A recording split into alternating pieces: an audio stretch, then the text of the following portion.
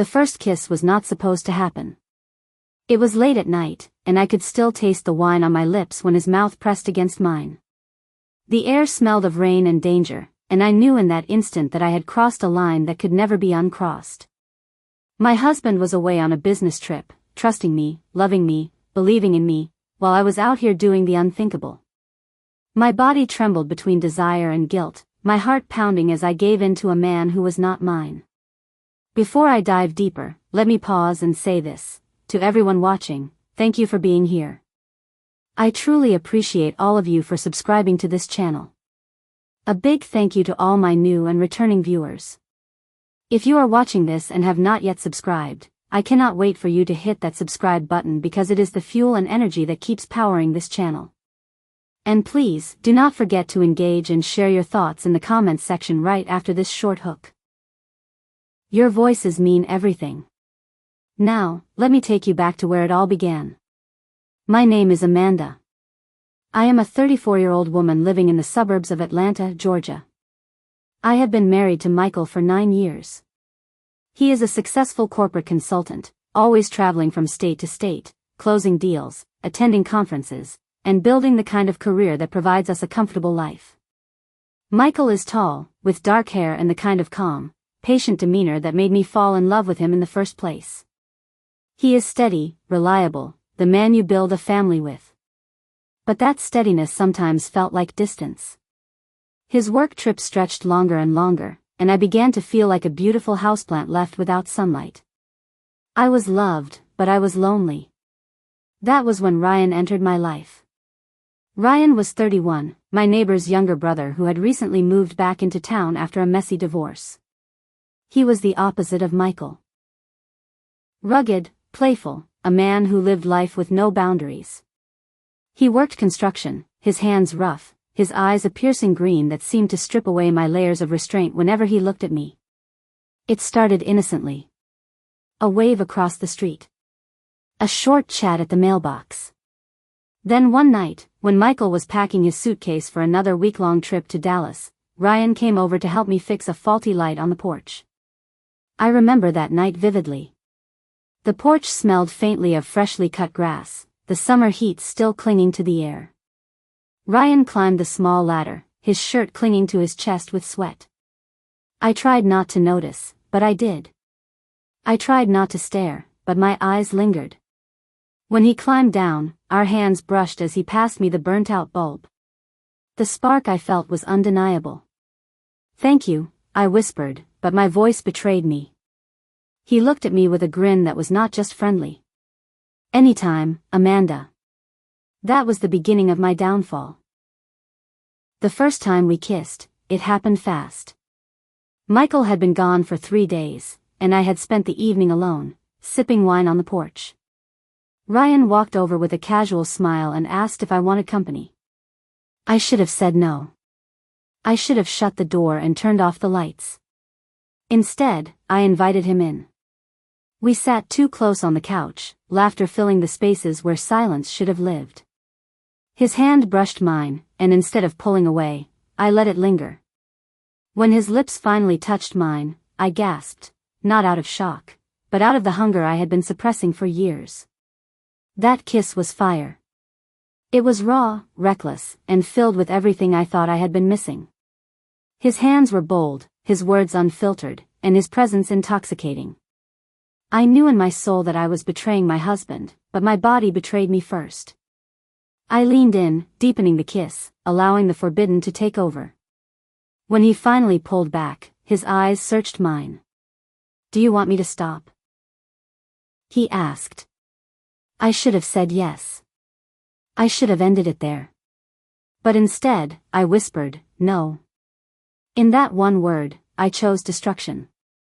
The days that followed were a blur of stolen moments and restless nights. Ryan would slip into my house after dark, his cologne filling my bedroom, his hands erasing the loneliness that had been choking me for years. I felt alive, desired, and wanted in a way that Michael's long-distance love could not compete with. But every morning, when I looked at myself in the mirror, I hated the reflection staring back. I was a wife who had become a liar. I was a woman who was splitting her soul between 2 men. I told myself it was only temporary. I told myself I could stop whenever I wanted. But deep down, I knew I was falling into something far more dangerous than a single mistake.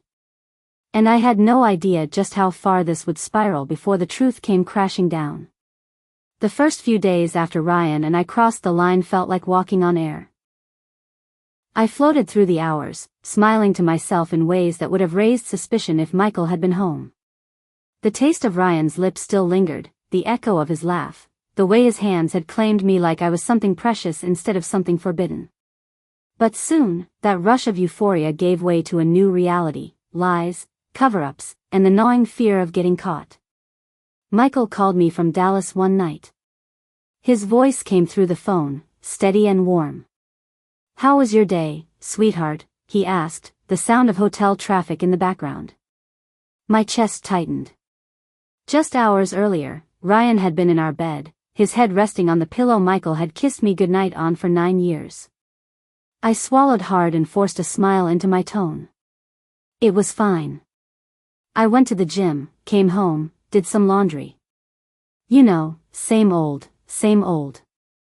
I lied without hesitation, the words slipping out smoother than I imagined they could. That terrified me more than anything. How easily I could deceive the man who had given me everything. Ryan and I grew bolder. We stopped waiting until nightfall. There were afternoons where he would sneak into the house while Michael was gone, his boots leaving faint marks on the hardwood floors. There were mornings when he would bump into me at the grocery store, his hand brushing mine as if it was some casual accident. Each moment felt like a secret flame, burning hotter with every stolen touch. But the thrill came with danger. One Saturday afternoon, while Michael was still away, Ryan parked his truck 2 houses down and walked over casually, as though he had just come to borrow something. I let him inside, my pulse racing with both excitement and dread. We barely made it past the kitchen before he pulled me into his arms, his mouth crushing mine, his hands sliding over my waist. And then, knock, knock, knock. The sound froze us. My blood turned to ice. Someone was at the door. I pushed Ryan back, my heart hammering against my ribs. Peeking through the window, I saw Mrs. Henderson, our elderly neighbor, standing on the porch holding a small plate of cookies. My hands shook as I whispered, "Go, hide upstairs." Ryan darted away, his heavy footsteps muffled on the carpeted stairs. I plastered on a smile and opened the door. "Mrs. Henderson, hi." What a surprise. She handed me the cookies with her usual sweet smile. But her eyes flickered, glancing past me into the house. For a second, I thought she had heard something. I prayed she had not. We chatted briefly before she left, and I shut the door with trembling hands. I leaned against it, my chest rising and falling in frantic rhythm. Ryan appeared from the stairs, smirking as if it was all a game. "You like living dangerously, do not you?" he whispered, pulling me close again. I wanted to shove him away. I wanted to scream at him for risking everything. But instead, I kissed him. I kissed him like the danger itself was the very reason I could not stop. The next few weeks only tangled the web tighter. Michael began to notice subtle changes in me. One evening, while he was finally home between trips, he reached for me in bed. His touch was gentle, familiar, filled with love. But instead of warmth, I felt guilt slicing through me like a knife. "You feel different," he murmured against my neck. My breath hitched. Different? How? He paused, his hand resting on my hip. "I do not know. Maybe I am just tired." He kissed me and let it go. That trust, that blind, unwavering trust, broke me more than anger ever could. He had no idea that while he was closing deals across the country, I was opening myself to another man right here in his own home. But temptation is relentless. The more guilt I felt, the more I ran back to Ryan to quiet the storm inside me. It was as if the shame drove me deeper into the very arms that caused it. One night, after Michael had gone to bed, I snuck out under the excuse of needing fresh air. Ryan was waiting in his truck a few streets away. When I climbed in, he leaned over and kissed me hungrily. "You are mine now," he whispered against my lips. His words should have scared me. They should have jolted me awake. But instead, they sent a shiver down my spine. I knew I was playing with fire. I knew the walls of my double life were closing in. But I could not stop. I was too far gone. What I did not know was that fire always consumes. And soon, the flames I had lit in secret were about to burn everything I loved to the ground. The end did not come with fireworks or loud explosions. It came quietly, like a knife sliding between the ribs, unnoticed until the bleeding began. It was Thursday evening. Michael had returned from a short trip earlier than planned. I had been careless, growing too confident in my lies, too relaxed in my double life. I did not know then that the house of cards I had built was about to collapse. Michael's suitcase was still by the door when he leaned against the kitchen counter, his eyes fixed on me. "Amanda," he said slowly, "do you love me?" The question caught me off guard. I laughed nervously, brushing a strand of hair from my face. "Of course, I do. Why would you even ask that?" He did not smile. His jaw tightened, his eyes heavy with something I had never seen before, knowledge. Not suspicion, but knowledge. My stomach dropped. Michael reached into his pocket and placed something on the counter. My heart stopped when I saw it. A gold chain. Ryan's chain. The one I had seen dangling from his neck dozens of times, the one he had left tangled in the sheets of our bed when he rushed out one morning. I froze, my lips parting but no words coming out. "I found it under your pillow," Michael said quietly. His voice was calm, but his hands trembled as they rested on the counter. "Do not lie to me, Amanda. Please. Just tell me the truth." Tears blurred my vision. My throat felt like it was closing. "Michael," I whispered, but the rest refused to leave. He stepped closer, his face pale, his eyes red. "How long?" I wanted to run. I wanted to scream. I wanted to undo everything. But the truth had already spilled into the room. My silence was the answer. His breath shook. He turned away, pressing his hands against his face.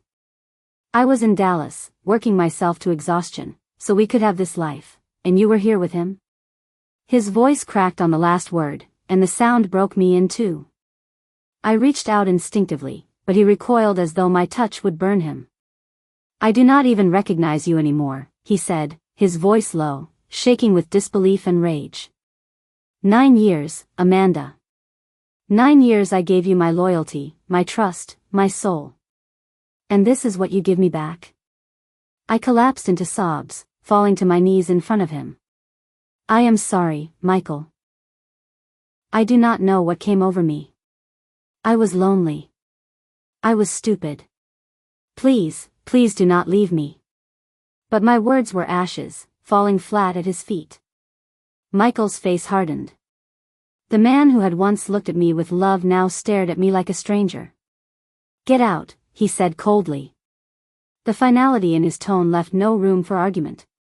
My chest caved in as I begged, clinging to his leg like a desperate child, but he shook me off with a look of disgust. "Get out of my house. Now. My house." That was the phrase that gutted me. The home we built together was no longer mine. I had poisoned it with betrayal. I packed a bag that night with trembling hands, shoving clothes into a suitcase through blurred vision. Ryan did not answer my calls. He had disappeared the moment things became messy. The man I had risked everything for, the man who whispered that I was his, vanished into the shadows the instant truth surfaced. As I walked out of the door, suitcase in hand, Michael stood at the window, his face blank, his eyes hollow. He did not yell. He did not curse me. He simply watched me leave, and somehow, that silence cut deeper than any words could. I moved into a small apartment across town, alone. The walls were bare, the air cold, and the silence unbearable. Nights stretched endlessly, filled with nothing but echoes of my own choices. I scrolled through old photos of Michael and me, remembering the way he used to look at me, the way I threw it all away for moments of reckless passion. Regret does not come softly. It comes like a storm, battering every corner of your mind, replaying every mistake until you are raw and broken. I replayed the nights with Ryan over and over, asking myself if they were worth the destruction they caused. The answer was always the same: no. I had destroyed my marriage. I had betrayed the only man who ever truly loved me. And for what? For fleeting attention from someone who was never going to stay. Michael filed for divorce months later. We did not reconcile. Forgiveness never came. My betrayal was a wound too deep for healing. Today, I live with the weight of that choice every single day. The ring that once symbolized forever sits in a drawer, cold and lifeless. The man who once was my everything is gone, and the life we built together exists only in memories I can no longer bear to revisit. I cheated while my husband was on a business trip. And it cost me everything.